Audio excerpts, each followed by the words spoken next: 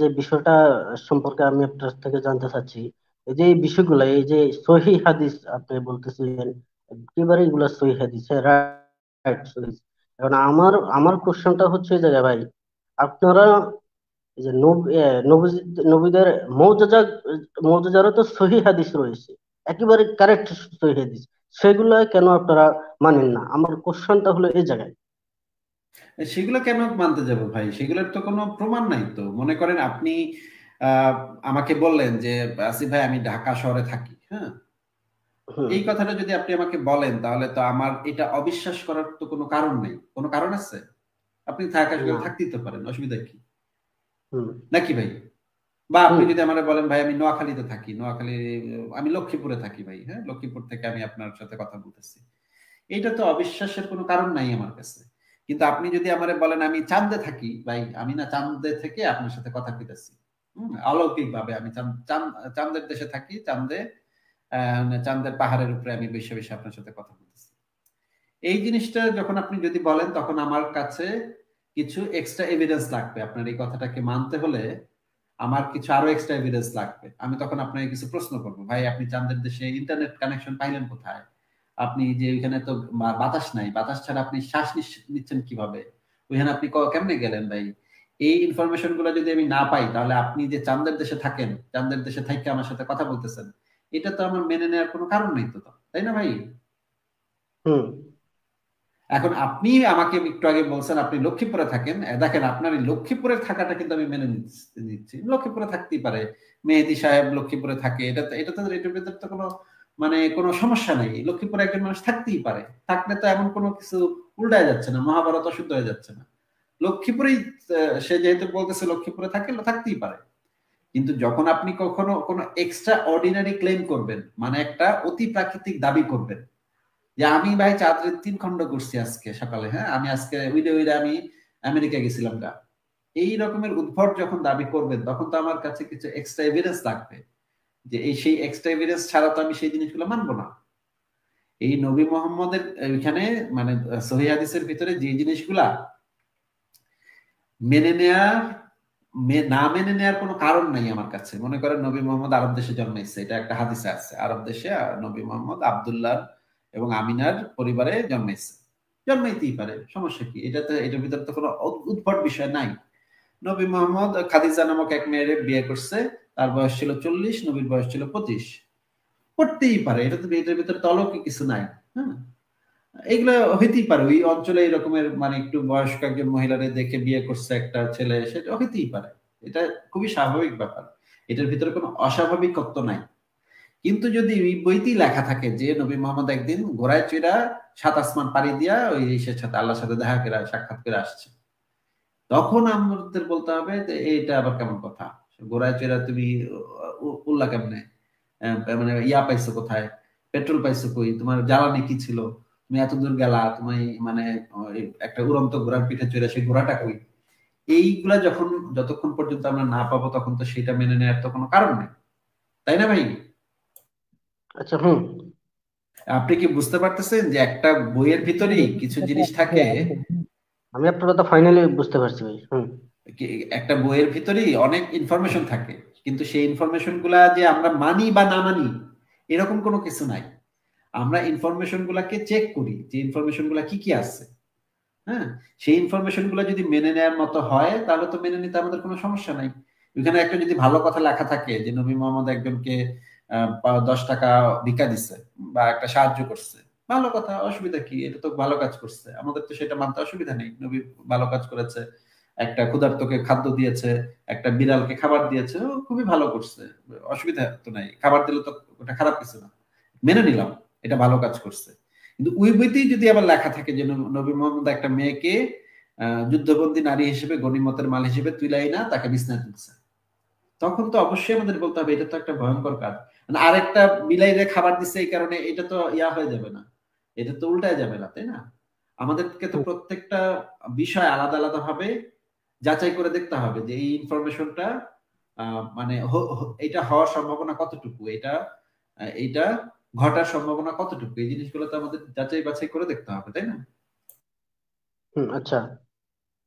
এখানে এখানে আরেকটা বিষয় ভাই, যেটা হচ্ছে কারণ হাদিস তো হচ্ছে লক্ষ লক্ষ হাদিস, ঠিক আছে? এখন নবীদের অলৌকিকের ঘটনাও লক্ষ লক্ষ না, অন্তত অনেক অনেক আছে, অনেক মুজিজা আছে, অনেক অলৌকিকতা আছে। এখন এগুলা কিন্তু সাহাবীরা সাক্ষ্য আছে, এবং সাহাবীরা সাক্ষ্য, এবং এগুলা হাদিস না না কানেক্টররা। না না ভাই, সাহাবীদের সাক্ষ্য মনে করেন দেওয়ানবাগী পীর সাহেবের অনেক অলৌকিক মজেজা আছে, এবং দেওয়ানবাগী পীর সাহেবের অনেক মুরিদ আছে, নিজে থেকে এসে সেটা সাক্ষ্য দিবে।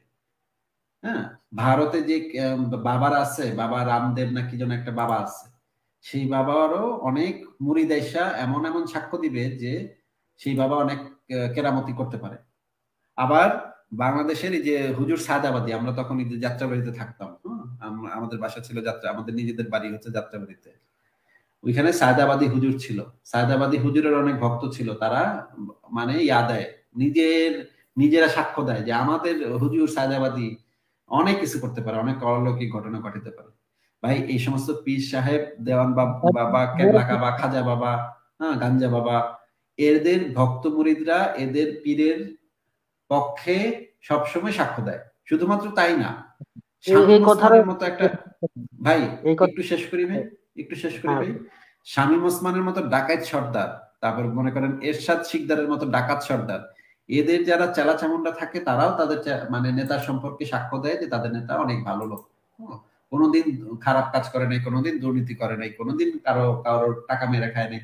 কিন্তু আমরা সবাই জানি যে এরা হচ্ছে ডাকাত সর্দার। শামীম ওসমান একটা ডাকাত, এরশাদ শিকদার আর একটা ডাকাত। এরা হচ্ছে মানে বাংলাদেশের শীর্ষ ডাকাত।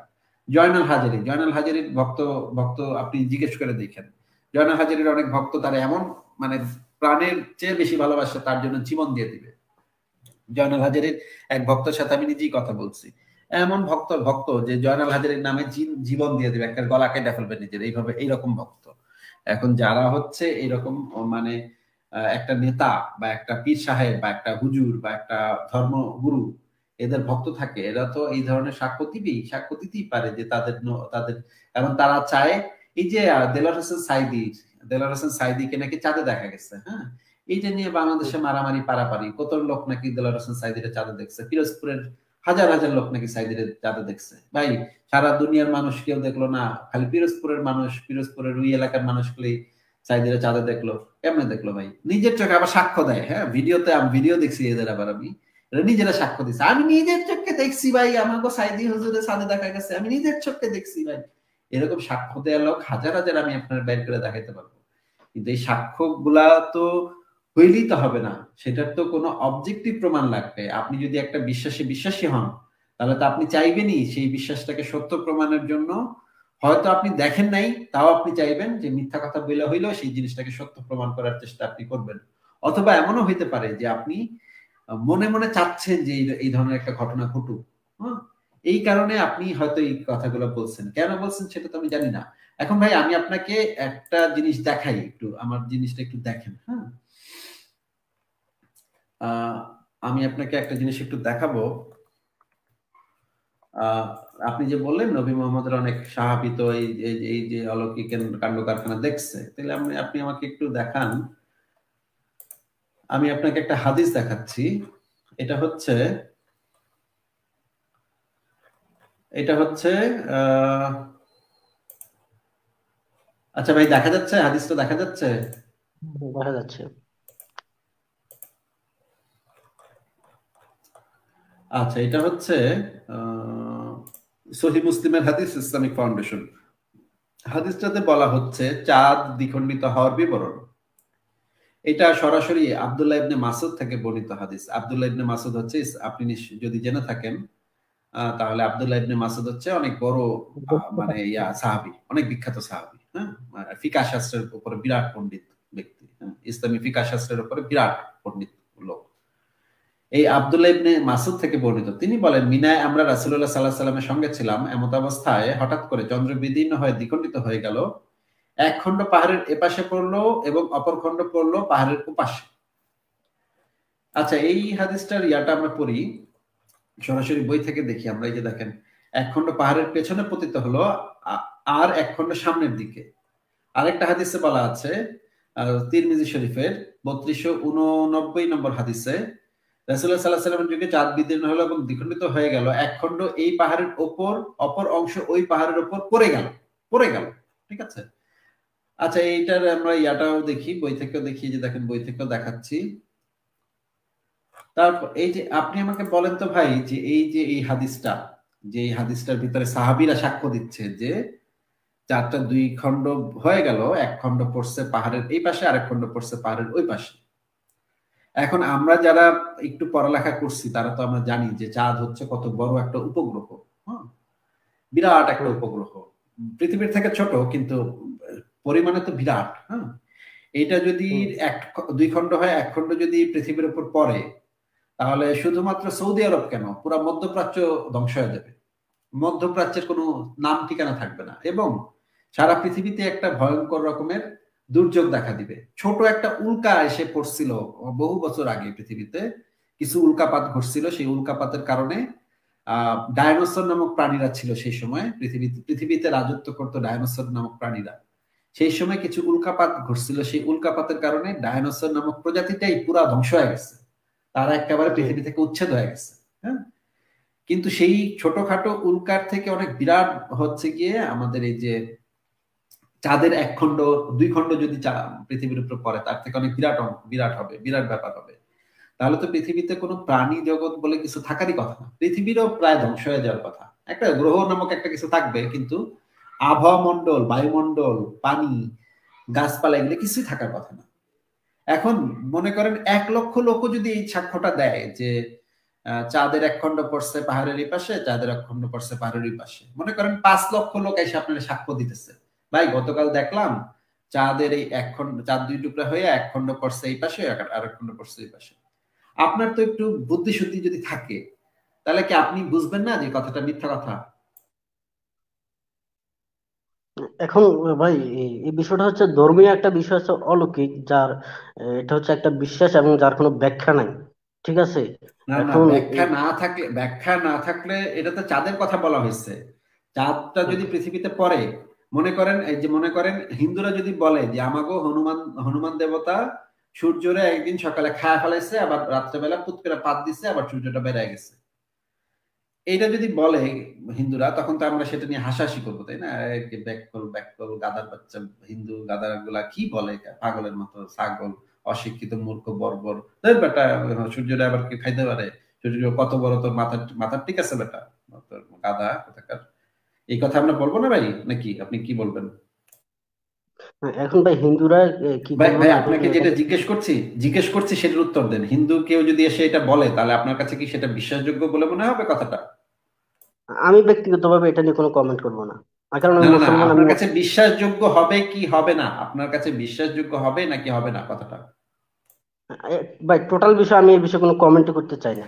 আপনি কমেন্ট তো করতে বলিনি, আপনাকে আমি বলেছি আপনার কাছে, আপনার মনের আমার ভিতরে, কাছে আমার কাছে কেউ এসে এটা আপনার বললো, মনের আমি ভিতরে, আপনার আমি মনের বিশ্বাস ভিতরে, করি, আবার অবিশ্বাস করবো আপনার না মনের, এটা। আপনাকে আবারও প্রশ্নটা ভালো করে করি ভাই। এখন আপনি মানে যে চালাকিটা করছেন, যে আপনি বুঝতে পারছেন যে এখানে এখন আমার চালাকি করতে হবে, এখন আপনি চালাকি করতেছেন ভাই। আপনার সাথে না আমি ভাই, ভদ্রভাবে কথা বলতেছি, আপনার সাথে আমি ভদ্রভাবে কথা বলতেছি, আপনি কোনো ধরনের চালাকি না করে, কোনো ধরনের চালাকি না করে আপনি সঠিকভাবে উত্তরটা দেন, বুকে হাত রেখে সততার সাথে উত্তরটা দেন। যে আচ্ছা কোনো বলেন। একটা লোক যদি এসে, কোনো একটা ন্যাংটা বাবা, ক্যাবলা কাবা, মানে পীর ফকির বা সায়দাবাদী হুজুর বা এরকম যদি কেউ একটা এসে বলে যে আমার আমার হুজুরে গতকাল রাত্রে চাঁদরে খায়া ফেলছিল ভাই, চাঁদরে খায় আবার পায়খানা করছে, পায়খানার সাথে চাঁদ বেড়ে গেছে, হ্যাঁ আমার হুজুরে পারে, এরকম যদি একটা উদ্ভট, একটা ফালতু, একটা হাস্যকর কথা যদি কোনো একটা লোক এসে আপনাকে বলে, মনে করেন হুজুর সায়দাবাদীর এক ভক্ত এসে আপনাকে এই কাহিনীটা শোনাচ্ছে, আপনি তখন যুক্তি বুদ্ধি দিয়ে চিন্তা করবেন না? আপনি তাকে বলবেন না যে ভাই এটা কিভাবে সম্ভব, এটা তো সম্ভব না, এটা কি বলেন এগুলা পাগলের মতো কথা, চাঁদরে কেউ খাইতে পারে, এটা কি বলেন ভাই, একেবারে তো ছাগলের মতো কথা বললেন, এই কথা আপনি বলবেন না? আচ্ছা আসিফ ভাই, এখানে আমি স্পষ্ট সোজা কথা বলে দিচ্ছি। আমি মুসলমান হিসেবে, মুসলমানের শরীয়ত হিসেবে তাদের এগুলা আমি কোনোভাবে মানে আমার এটা মেনে নেওয়ার দরকার নেই। না না, ওরা মুসলমানের শরীয়ত হিসেবে আপনাকে আমি জিজ্ঞেস করি নাই ভাই, আপনাকে আমি একজন শিক্ষিত মানুষ হিসেবে জিজ্ঞেস করেছি। আপনি পড়ালেখা করছেন, আপনি জানেন যে চাঁদ হচ্ছে একটা উপগ্রহ, পৃথিবীর একটা উপগ্রহ, এটা আপনি স্কুল কলেজে পড়ছেন। এবং আপনি জানেন যে চাঁদ অনেক বিরাট একটা উপগ্রহ, সেখানে মানুষও গেছিল 1969 সালে সম্ভবত গেছিল। হুম। মানে অনেক বিরাট একটা উপগ্রহ এটা। এইটাকে তো কোনো একটা হুজুর, কোনো একটা পীর বাবা খায় ফেলছে, আবার মানে পায়খানার সাথে বাইর করে দিছে। এগুলা কেমনে ওটা কি? আপনি যে বিষয়টা মানে এখানে পয়েন্ট হিসাবে আমাকে বলতে চাচ্ছিলেন, সেটার এক কথা আমি বলে দিব যে যেহেতু মোহাম্মদ সাল্লাহ সাল্লাম আল্লাহ তাআলার আদেশে এটা করেছেন, তো আল্লাহর পক্ষে কিন্তু একটা বিষয় ভাই সম্ভব আপনাকে তো সেটা আমি জিজ্ঞেস করি নাই। করলে আপনাকে তো সেটা জিজ্ঞেস এটা করি নাই। সম্ভব। আপনাকে তো সেটা জিজ্ঞেস করি নাই মেহেদী। আপনাকে তো সেটা জিজ্ঞেস করি নাই। এখন আপনি খুব চালাকিটা করতেছেন। না এটা ভাই, হচ্ছে এখানে খুবই একটা খারাপ জিনিস যে এখন আপনি বুঝতেছেন যে আপনি একটা বিরাট ইসের ভিতরে ফাইসা যাচ্ছেন। এখন আপনার চালাকি করতে হবে। চালাকি করে এগুলোর থেকে বাইরে হতে হবে। না ভাই, এটা ভাই এই চালাকি কিছু না, চালাকিটা কারণ যদি আপনি করেনই, এই চালাকিটা যদি আপনি করেনই, তাহলে আপনি আমার লাইভে কেন কথা বলতে যুক্ত হয়েছেন? আপনার তো এই না, চালাকিটা করা উচিত হচ্ছে না। আপনি এটা আমি নিশ্চিতভাবে বলতে পারি কোন হিন্দু এসে যদি বলে এই জিনিসটা, তাহলে আপনি তখন যুক্তি দিয়ে চিন্তা করবেন যে হ্যাঁ, এটা তো সম্ভবই না। কি বলে পাগলের মতো কি বলে? তারপর যদি আপনাকে যদি এসে বলে কেউ যে আমাদের শিব শিব দেবতা বলে একটা জিনিস আছে, সে হচ্ছে পুরা পৃথিবীতে ধ্বংস করে ফেলতে পারে, একটা ঘুষি মারলে ধ্বংস হয়ে যাবে। তারপর যদি মনে করেন আরো অনেকগুলো ধর্ম আছে পৃথিবীতে, অনেক উদ্ভট উদ্ভট ধর্ম আছে, সেগুলার লোকজন এসে যদি দাবি করে যে এরকম এরকম উদ্ভট উদ্ভট কথাবার্তা, আপনি সবকিছুই অবিশ্বাস করবেন। আমি নিশ্চিত যে সবকিছুই আপনি যুক্তি দিয়ে চিন্তা ভাবনা করবেন যে এটা কিভাবে সম্ভব, এটা তো সম্ভবই না। কিন্তু যখনই আপনি যেই ধর্মের পরিবারে জন্মাইছেন, সেই পরিবারের ধর্ম নিয়ে বা নবীকে নিয়ে, মোহাম্মদকে নিয়ে যখন কেউ এই ধরনের একটা কথা বলবে, তখন আপনি বলবেন না ভাই এটা তো ভাই ধর্মের বিষয়, এটা তো ব্যাখ্যা ব্যাখ্যা করা যাবে না এটাকে। এটা তো ভাই ধর্মের বিষয়, এটা তো কোনো ব্যাখ্যা হয় না, এটা অলৌকিক, এটা আল্লাহ চাইলে পারে। ভাই আল্লাহ চাইলে পারে, এই কথা তো হিন্দুরাও কইতে পারে, আমাকে হনুমান চাইলে পারে, এই কথা তো বৌদ্ধরাও কইতে পারে, আমাকে মানে গৌতম বুদ্ধ চাইলে পারে, এই কথা তো ভাই সবাই বলতে পারে। কিন্তু একজন যুক্তিবাদী মানুষ তো সেই জিনিসটাকে যুক্তি তথ্য প্রমাণ দিয়ে যাচাই করে দেখে যে এই তথ্যটা কিভাবে সম্ভব, এটা তো সম্ভবই না। একটা পাহাড়ে চাঁদের এক টুকরা যদি এই পাশে পড়ে পাহাড়ের, আর চাঁদের আরেক টুকরা যদি পাহাড়ের ওই পাশে পড়ে, তাহলে তো পুরো পৃথিবী ধ্বংস হয়ে যাবে। এই চাঁদ কি কি ভাই মুখের কথা? পুরো মধ্যপ্রাচ্য ধ্বংস হয়ে যাবে। মধ্যপ্রাচ্যের ভিতরে মানে বিরাট একটা গর্ত হয়ে যাবে সেই অঞ্চলে। হ্যাঁ, পুরো মধ্যপ্রাচ্য জুড়ে সমস্ত পানি টানি উড়ে যাবে। এটা কি ফাইজলামি কথা নাকি? এক চাঁদের এক খন্ড পড়ছে এই পাশে, আরেক খন্ড পড়ছে ওই পাশে, এগুলো বললেই কি হবো নাকি? আচ্ছা, আমাদের সাথে ফারাজ ভাই যুক্ত হয়েছেন। ফারাজ ভাই আছেন? ফারাজ ভাই, জি ভাই, আমি আছি ভাই। ফারাজ ভাই ওনাকে আমি অনেকক্ষণ ধরে দেখাইলাম যে মানে ওনার ধর্মে যে জিনিসটা বলা আছে যে যে চাঁদ চাঁদ দুই টুকরা করছিল ওনার নবী, এক খন্ড পাহাড়ের পাশে আর এক খন্ড পাহাড়ের পাশে পড়ছে। উনি সেই জিনিসটার ব্যাখ্যাটা দিচ্ছেন যে এটার কোনো ব্যাখ্যা হয় না ভাই, এটা আমাকে আল্লাহ চাইলেই পারে। কিন্তু আবার অন্য ধর্মের ব্যাপারে উনি খুব যুক্তিবাদী হয়ে যান, কিন্তু নিজের ধর্মের বেলায় সেই যুক্তিটা কাজে লাগান না। এই জিনিসটা নিয়ে আপনার কি কিছু বলার আছে?